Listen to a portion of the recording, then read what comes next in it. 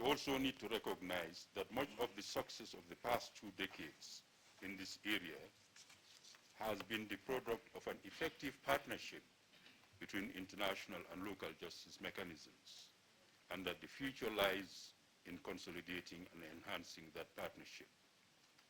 The transition from primacy to the responsibility of the state for the investigation and prosecution of international crimes in the context of a partnership with international mechanisms.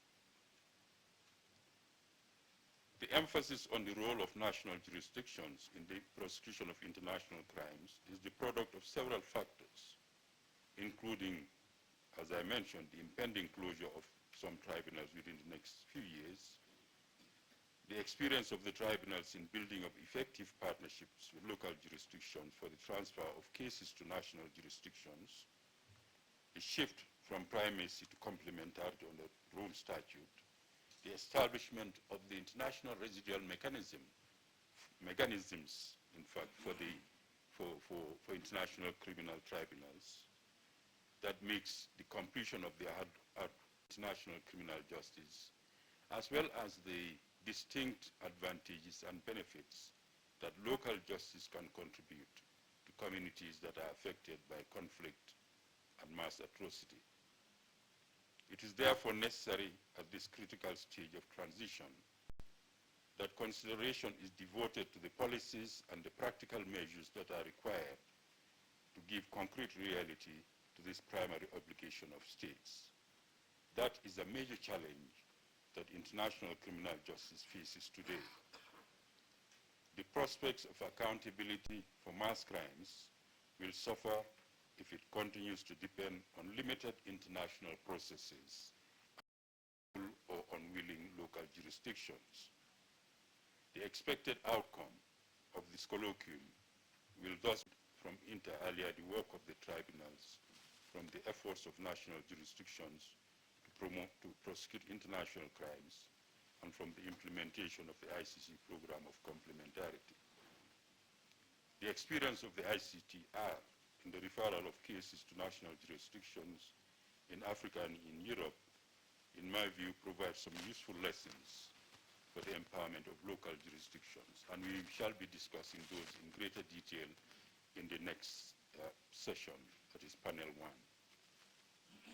The colloquium provides us with a good opportunity not only to consider the theme in the abstract, but in practical ways which will enhance the global effort to ensure accountability through legal processes.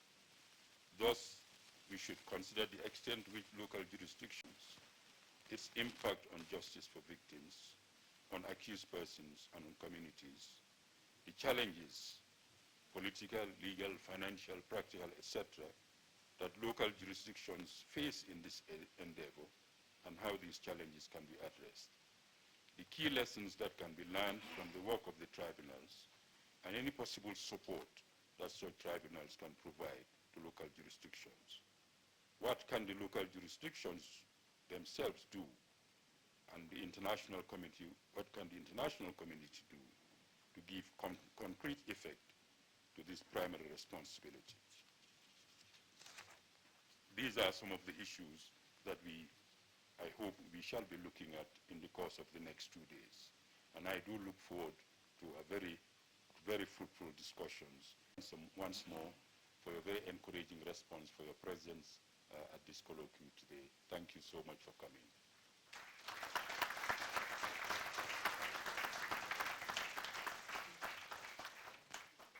Now I have the pleasure to invite Mr. Majola Bongani Majola, the Registrar of the ICTR, to make some remarks. Bongani.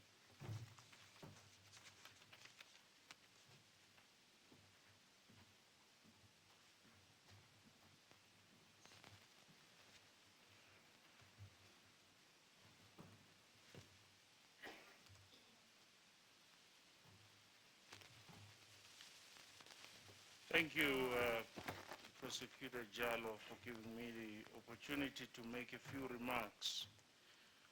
I would like just to, the guests, and you recognized some of our distinguished guests who are here with us, and I would not, in view of the fact that the time is gone, I would not go back and mention them, but I'd like just to incorporate your remarks into my remarks and say to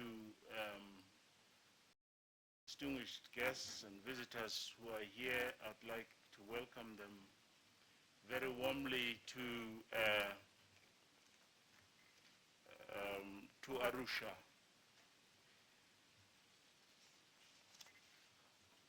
I feel very honored to join you today at the opening of the 7th from various international tribunals and courts and national and regional prosecuting authorities and other stakeholders. I'm quite pleased that at the sunset of the ICTR, I am able to attend this last colloquium because I actually was one of the people who attended the first one. The impressive attendance I see today is living proof that international cooperation in prosecuting serious violations of international humanitarian law is a living reality.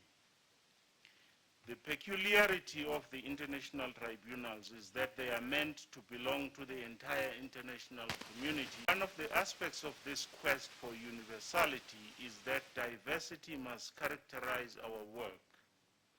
Yet, we must recognize that the diversity of the legal backgrounds, although an asset, may sometimes appear to be a weakness, especially when considered in light of the existing differences among our various legal traditions.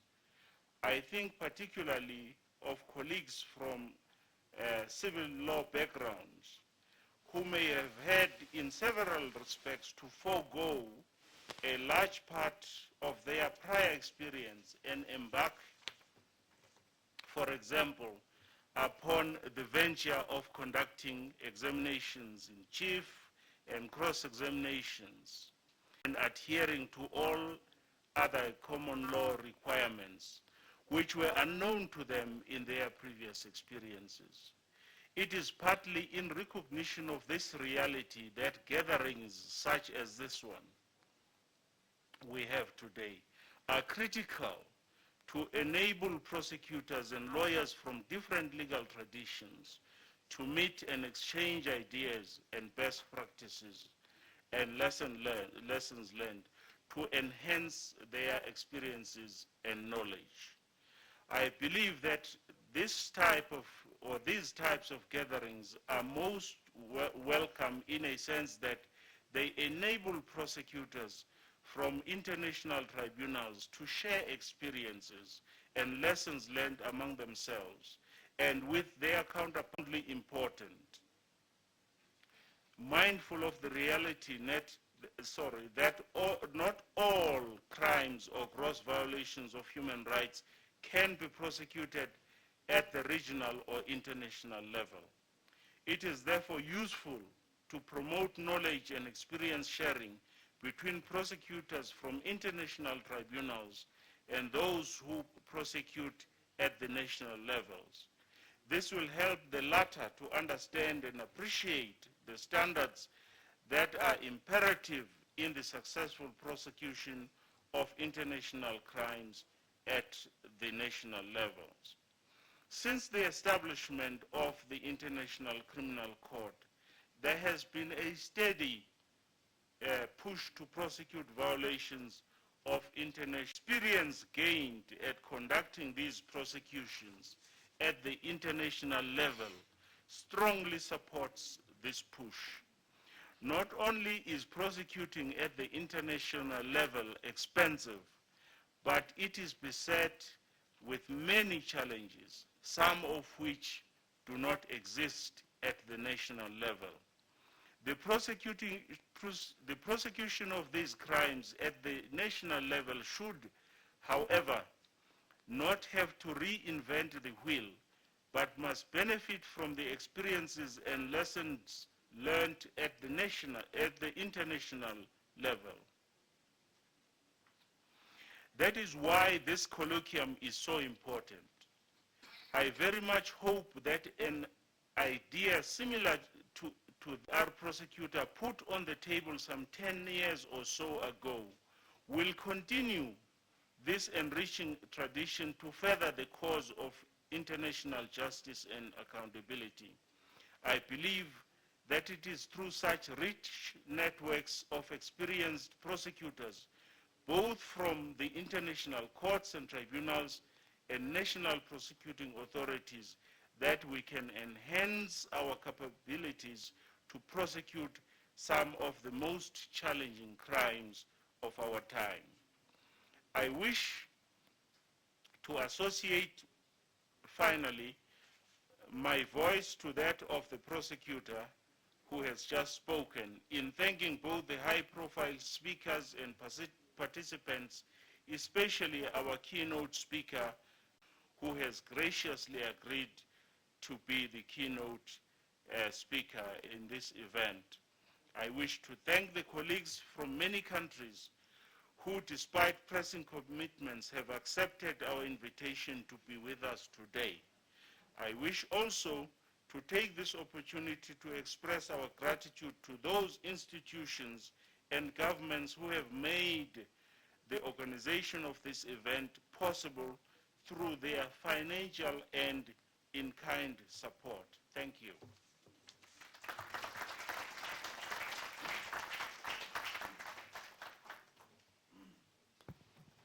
Thank you, Mr. Bongani Majola. It's my pleasure now to invite Madam Fatou Bensouda, prosecutor of the ICC, to make some remarks.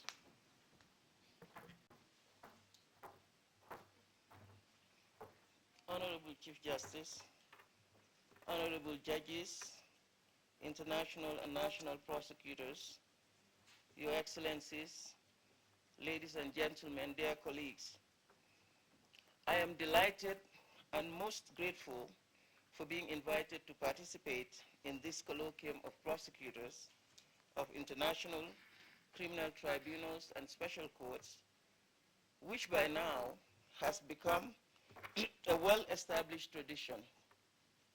I am particularly pleased that this year the colloquium is held here in Arusha, which is in many ways a second home for me.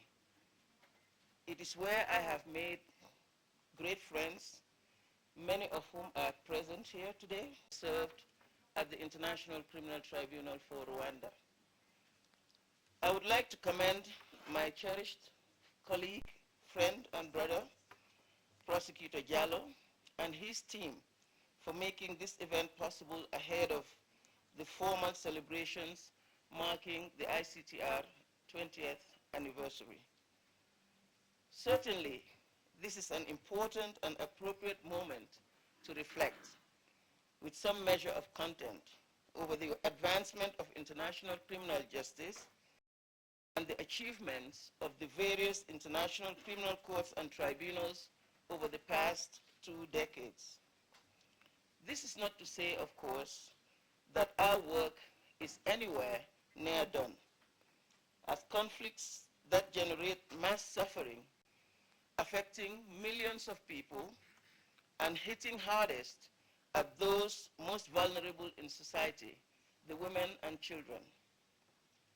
The theme of our discussion for the next 2 days, local prosecution of international crimes, challenges and prospects, is therefore a very pertinent one, and certainly one that underpins the Rome Statute system. This system is built on the International Criminal Court's respect for the sovereignty of its states' parties. Indeed, the Rome Statute, in its preamble, recalls the duty of every state to exercise its criminal jurisdiction over those responsible for international crimes, for preventing and punishing atrocities. The Rome Statute was never intended to replace national courts, and the system it created will only succeed if there is genuine national action.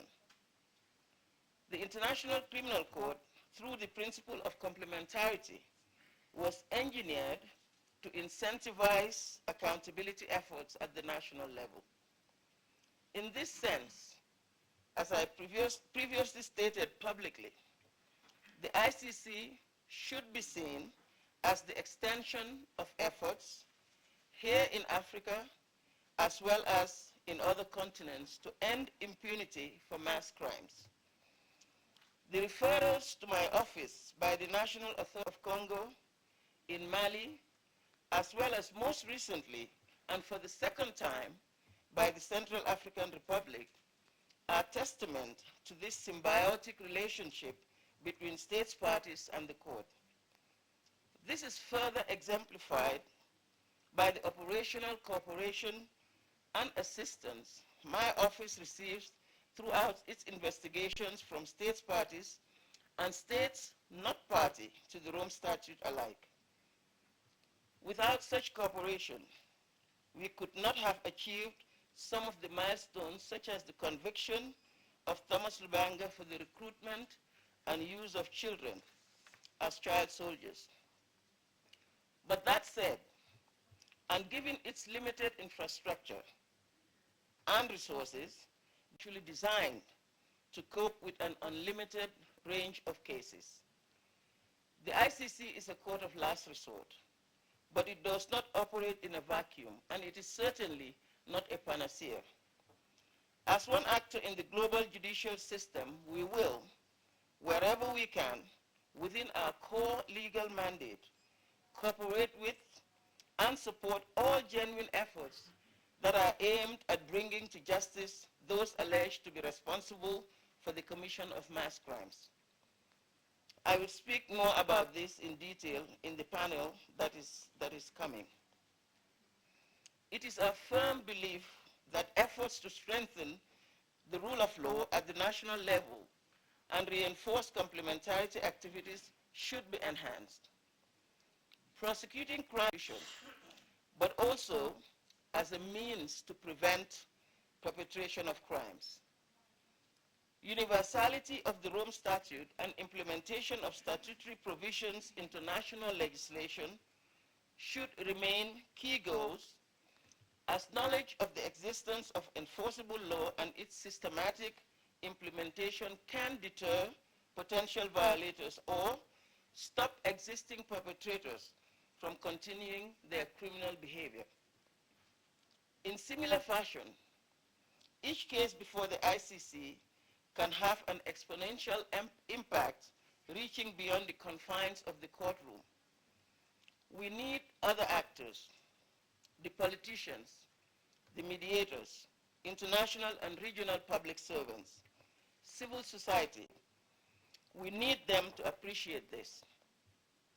These various actors' acute knowledge and awareness of its work and the work of the court can help to maximize its potential positive impact.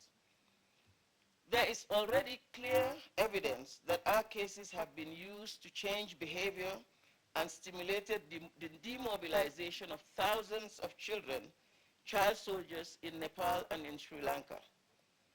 The Lubanga case, we understand, has also had a cooling effect on the recruitment and the use of child soldiers in the DRC. Additionally, our growing case law is shaping prosecutorial approaches in other countries. Your Excellencies, ladies and gentlemen, to be sure, while my office will provide all possible support within its legal mandate, I shall not hesitate to assume my responsibility if those alleged to be responsible for mass crimes, irrespective of status or affiliation, are not brought to face genuine and real justice. I will do so wherever the court's jurisdiction is established, in Africa or elsewhere. That is my mandated duty and my moral imperative. All justice may be local, but no justice is not an option. I thank you for your attention.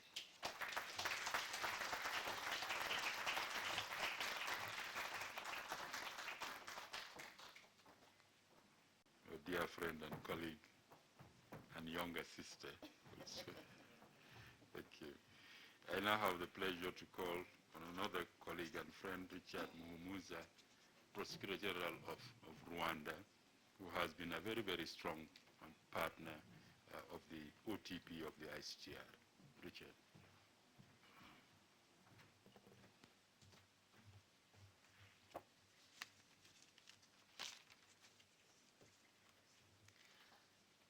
Good morning, everyone. Muraho. Greetings from Kigali. Honorable Chief Justice, Republic of Tanzania, Honorable Prosecutor, Mechanism for International Tribunals, Honorable Registrar ICTR, Honorable Prosecutor Generals, Attorney Generals, Directors of Public Prosecutions, Prosecutors, Excellencies, distinguished guests, ladies and gentlemen. It is my great pleasure to speak before such distinguished professionals with whom I share the greatest honor of representing victims of the most heinous crimes. It is particularly an honor for me to address members of an international fraternity that has and continues to prosecute the most high-level perpetrators of crimes so shocking to the human conscience that all of humankind is viewed as victims. As prosecutors with international tribunals or as domestic prosecutors of international crimes, while some of you have gone on to different career paths. The work we do as prosecutors is tough. We are at the front line of prosecuting acts that are savage, brutal, and barbaric, and involve hundreds of perpetrators, victims, and witnesses. The volumes of work involved in undertaking a proper investigation and prosecution of such cases are enormous and require dedication and commitment. This has, in some cases, resulted in diverse implications.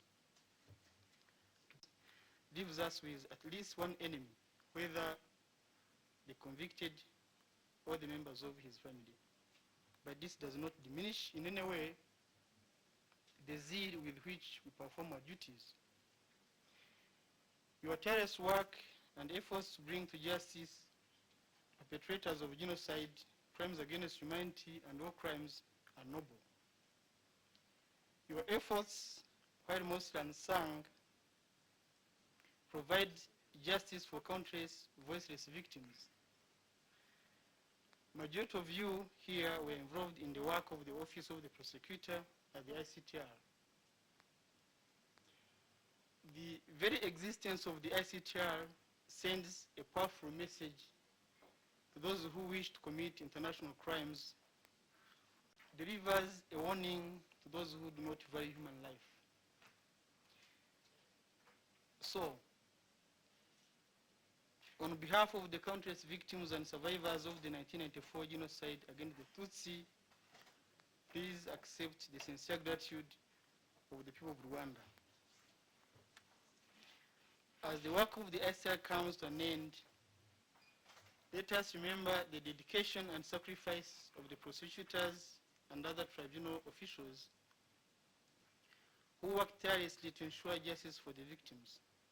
And let us never forget the victims for whom the work was undertaken. Let Rwanda's tragedy in 1984 be a lesson to the rest of the world. Let us be the ambassadors in our countries. Let me take this opportunity to extend my sincere gratitude to the ICTR prosecutor and the whole staff for the support the NPPA has enjoyed from your office. The capacity building efforts, the many trainings, the experiences shared, all have left us the solid institution ready to tackle any challenge that we may face. We at the National Public Prosecution Authority are currently working tirelessly to ensure that every suspected perpetrator of the genocide in Rwanda is brought before a court of law. We are currently focused on locating and extraditing suspected genocidaires wherever they currently reside. To succeed, countries' extradition requests are sent to work with us. Genocide, wherever it occurs, is a crime against all of us. As we commemorate the 20th anniversary of the existence of the ICTR, let us commit to ensuring justice for the crimes that occurred in Rwanda in 1984 by cooperating in the extradition of suspected perpetrators. We are prepared to try all of them in Rwanda, however long it will take. Ladies and gentlemen, thank you very much for your kind attention.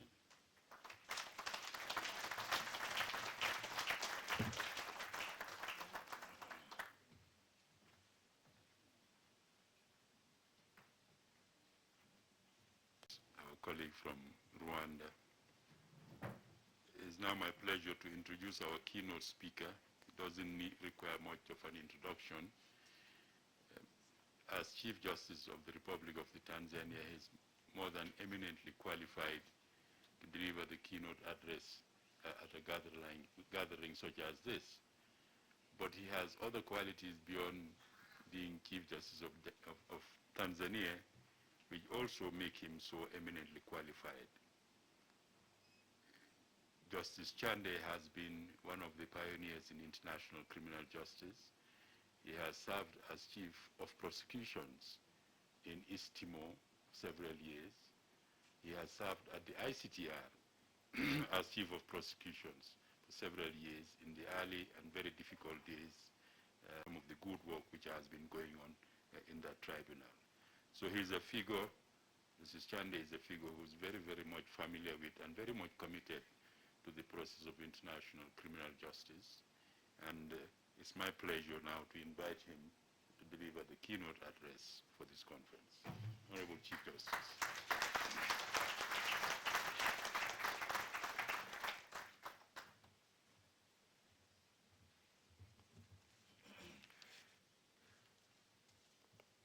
Good morning, ladies and gentlemen.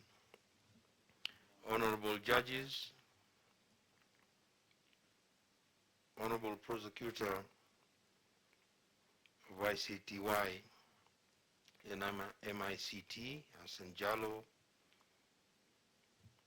Honorable Prosecutor of the ICC, I recognize Brenda Hollis, Prosecutor of the Special Court for Sierra Leone, and those of other tribunals, Honorable Registrars, Honorable Prosecutor General of Rwanda and other Director of Public Prosecutions, distinguished jurists, ladies and gentlemen. I am deeply honored by the invitation by Prosecutor Diallo to address this eminent gathering and to share with you a few reflections on this well-chosen theme for this symposium, Local Prosecution of International Crime, Challenges and Prospects. I think we are all obvious to the cogent facts around us, and enhancing effective national prosecutions as a most suitable mechanism for wider and greater accountability at the national level, the fight against impunity, the enforcement of the rule of law domestically, the promotion of national reconciliation, and I think most important, at least in our region, the awakening of democratic processes following armed conflicts or hostilities. I think while on first impression, the very theme and timing of this August gathering, which coincides with the United Nations Security Council expectation of the wrapping up of the completion strategy of the UN ad hoc tribunals, one may be grossly lying declaration. On the contrary, I think there is no doubt that on the demand side of accountability, The theme, I think, is a robust restatement of your institution's unrelenting efforts to strengthen and support national prosecutions of international crimes. International prosecutions cannot be divorced from national prosecutions, and the other way around is the same. They ought and they must validate each other. Distinguished participants, for many states, the investigation and prosecution of international crimes will be a first time again following its establishment by UN Security Council 827 on 25th of May 1993. It too was encumbered with a number of institutional and functional hazards. The UN, which has an ingenious way of explaining circumstances, said at that time that it was doing pioneering work. Similarly, when ICTR began operations, following the adoption of UN Security Council Resolution 955 on 8th of November 1994, it too was initially beset with operational deficiencies of a substantial nature. Again, the UN with its admirable problems. So in fact, the first time in history that you have an international tribunal in Africa having an initial appearance was on 30th of May 1996 with the initial appearance of George Rutaganda. So I think the lessons to be drawn is that for many states, it ought to be anticipated that domestic prosecution of international crime will face challenges, and for many will face very serious challenges. However, I think they enjoy a net and clear-cut advantage, and this is the mileage and experiences gained by international prosecution. So I think if we are to take a position, then in the prosecution of atrocity crimes today, and to use the longer or should no longer be an option. Distinguished participants, one of the visible challenges of domestic prosecution, I think at the threshold level, is the establishment of new or the strengthening of existing national mechanism and the legal framework for investigation and prosecution. First, not all 122 state parties to the Rome Statutes have incorporated in their national laws or have even incorporated the offenses contained therein into their domestic penal codes. So this is something that needs to be done. Secondly, I think is a policy issue. The question is whether or not the most effective way to enhance is to prosecute the core international arrangements by their integration therein or through a separate and distinct mechanism running throughout the whole chain of the criminal justice system. I think of recent, a critical debate has surfaced on this very issue in relation to the fight against corruption, money laundering, and organized crime, where many states have independent and specialized anti-corruption agencies expressly mandated to investigate and prosecute these crimes, but at the same time, the highest prosecutorial authority by express terms of many constitutions is the Director of Public Prosecution, over whom all criminal investigations and prosecutions lie. So the question here is what I would say by a spitting cobra with two heads or with only one. We should, of course, I think, commend those states that have already established a mechanism, be it Special War Crimes Division or special chambers and so on, and I notice most of them would be here at this colloquium. I think a third development that has gained momentum and which will affect domestic prosecution is the increasing pleas made upon states and their judiciaries, including by international agencies of the World Bank and so on, to establish additional specialized courts within the higher judiciaries of nation states. Commercial courts being pushed by the World Bank, labor courts being pushed, family courts being pushed, juvenile courts, and so on. So the mushrooming of specialized court also has an impact, in my view, on the overall institutional capacity of judicial system to effectively cope with domestic prosecutions of international crimes. I think fourthly, another challenge is in relation to military justice systems and martial court arrangements within the domestic system.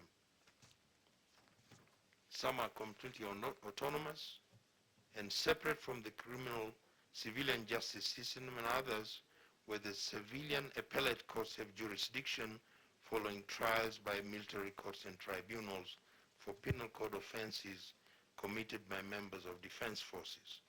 So the question is domestic and other regular forces to be conducted exclusively through military justice systems or the civilian justice system, or both? How credible and effective would it be if they were solely conducted by the military justice system? And what does our experiences suggest? Dear participants, I think the most crucial denominator for the success of domestic prosecutions is the political will of states. Again, I think I must qualify and quantify this. I think without unyielding commitment by state authorities at the highest level, local prosecutions are rendered fragile, if not vulnerable. One, simply a question of adequate resources, I think is also pivotal, and I notice again that this issue is on your agenda. The political will and willingness of states to promote and facilitate the effective and transparent local prosecutions, I think, may come in many shapes and many shades and many colors. Brian Porto, in his book, May It Please the Court, Judicial Processes and Politics in America, pertinently proposes the following. Law results from politics, but it is not politics. There can be law without politics, but there is often politics without law. The law is neither non-political nor entirely political.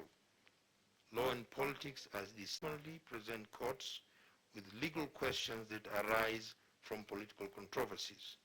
So invariably, domestic prosecutions of international crimes are born out of armed conflict or other situations of atrocity resulting from intense political controversies widely defined. So a challenge faced by local prosecution is the political will of states, I think, one, to do away with the amnesty clauses or contained in peace agreements or as part of national reconciliation processes, or to avoid pressing for post-conflict accountability.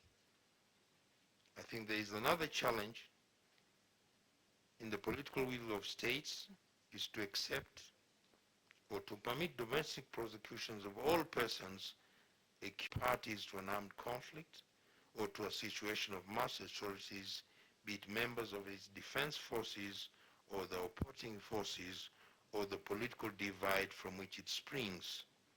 So any perception of victor's justice deeply undermines any gains that may be clinched by domestic or international prosecutions. I think another challenge which is growing up is the whole question of the inviolability and immunity granted to heads of state and senior state officials.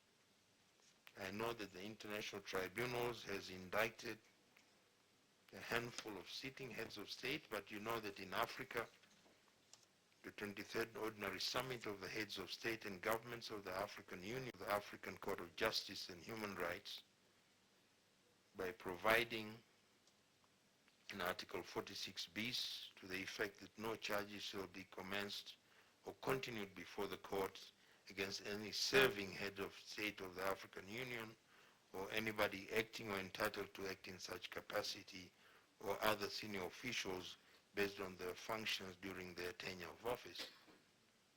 Most constitutions, a similar immunity for criminal prosecutions is contained in many constitutions. So there is a visible tension here between the provisions of the Rome Statutes, between the regional institutions and regional instruments, and so on. And I think this poses a critical. The challenge arises is whether or not these local prosecutions will be informed by international law, by their own constitutions. The question again, how realistic would it be for incriminating evidence to be gathered, for witnesses to freely volunteer evidence or to be protected? Would, the question I ask, a local prosecutor, a DPP, be able to exercise his or her independence and be free from any interference when the very office is subject to policy direction from the highest state officials? In these circumstances, are the prospects for genuine prosecution inviting or not? Of course, there are no simple answers, nor consensus to this complex and to debate and to guide us and to offer us your advice. Distinguished participants, another major challenge I see in the way of effective local prosecutions of international crime is the misreading by many states, law enforcement agencies, and many others of the complexity involved in the investigation and prosecution of such crimes locally.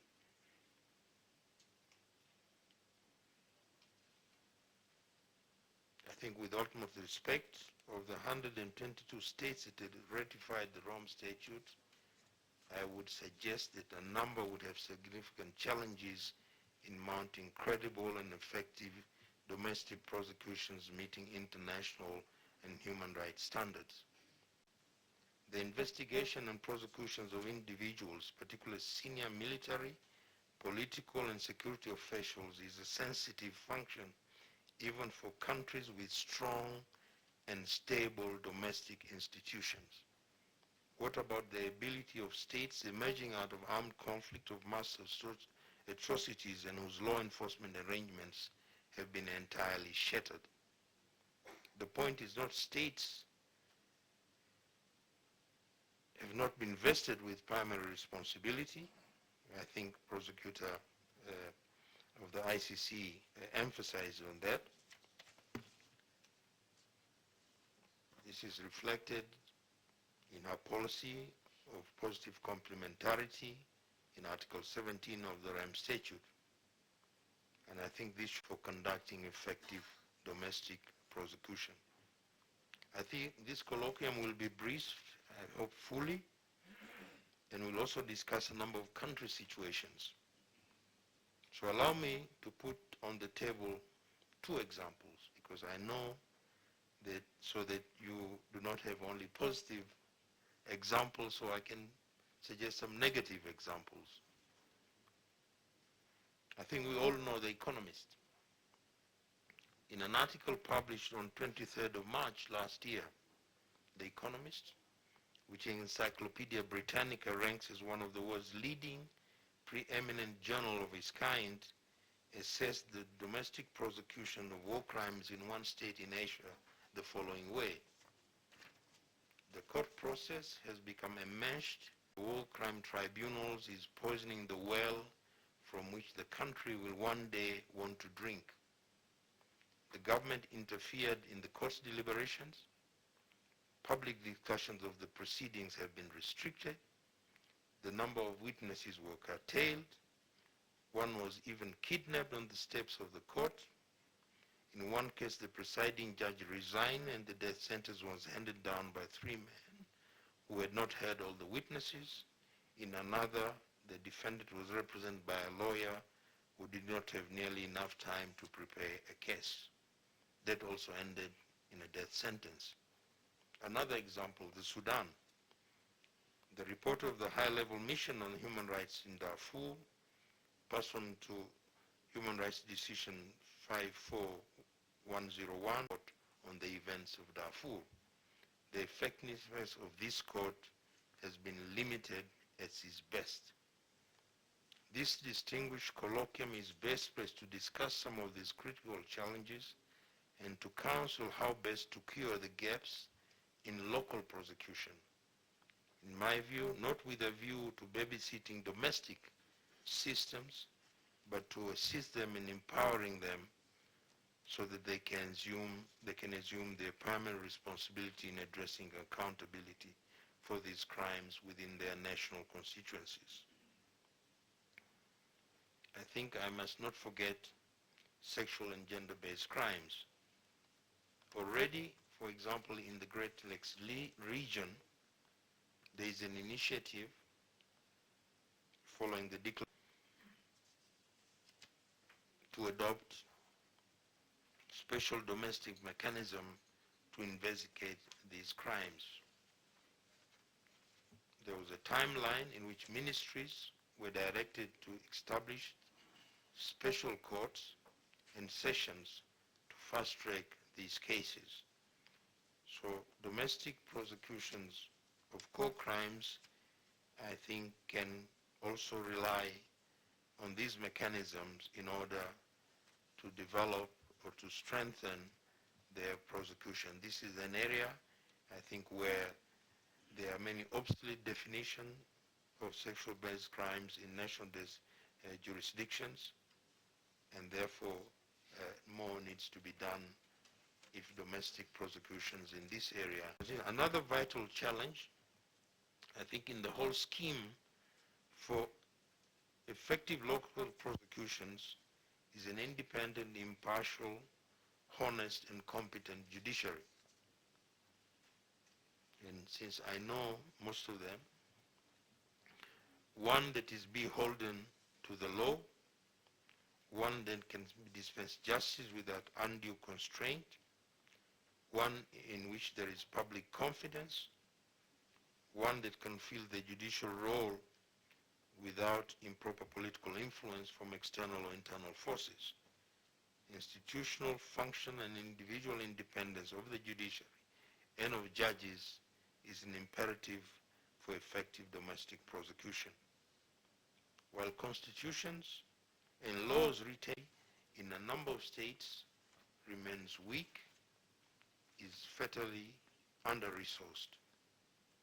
It urgently needs strengthening if it is not to be overwhelmed by domestic prosecutions of international crimes. While many judges are versed and experienced in criminal law, very few, indeed very few, have mastered international humanitarian law. So there is a knowledge gap which needs to be narrowed, and judicial reform in many states, I think, remains possible for effective local prosecution. I think outstanding is also reform of criminal procedures so that they are no longer haunted by the ghost of the innocent man being convicted. Independent bar, which again is indispensable for effective local prosecutions. No matter how atrocious the crime, they have a duty to zealously defend the interest of the accused, and I think their role has not often been well appreciated. I know that this again is part of your agenda, and I hope that you will have concrete discussion on the effectiveness of the bar in enhancing domestic prosecution. To conclude, ladies and gentlemen, let me say these final remarks. As we are at the seat of ICTR and a branch of MICT, I think it will be incoherent if I remain indifferent to one issue concerning the prosecution search. Its initial years, ICTR sought the deferral of suspects and accused from state jurisdiction. The first of which for ICTR was a request from Belgium on 11th January 1966. The ICTY did the same to request a deferral from the Federal Republic of Germany in May 1996. The swing of the pendulum 10 years later, in 2005, inversely depicted in the prosecutor's request for referral of accused to Rwanda under Rule 11 bis of the Tribunal Rules, and the Trial and Appeal Chamber's eventual authorization of these referrals, despite early reservations, again demonstrate the inseparability of prosecution.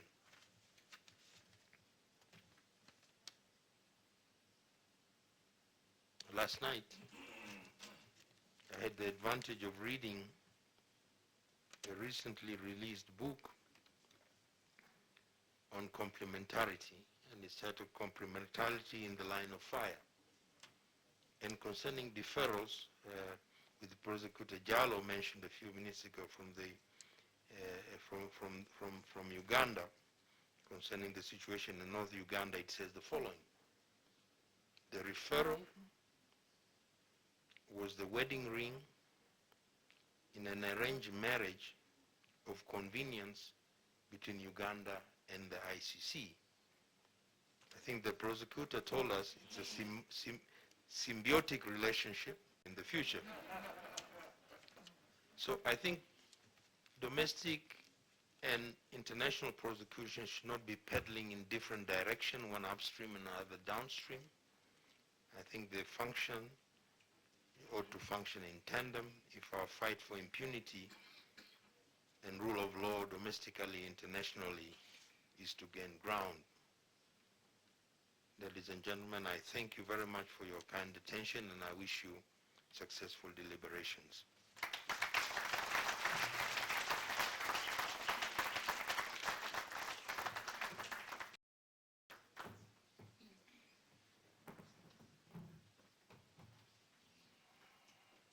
I'd like to thank the Honorable Chief Justice on your behalf, on my behalf, for as one of the documents for the conference made available. Thank you very much, Chief Justice.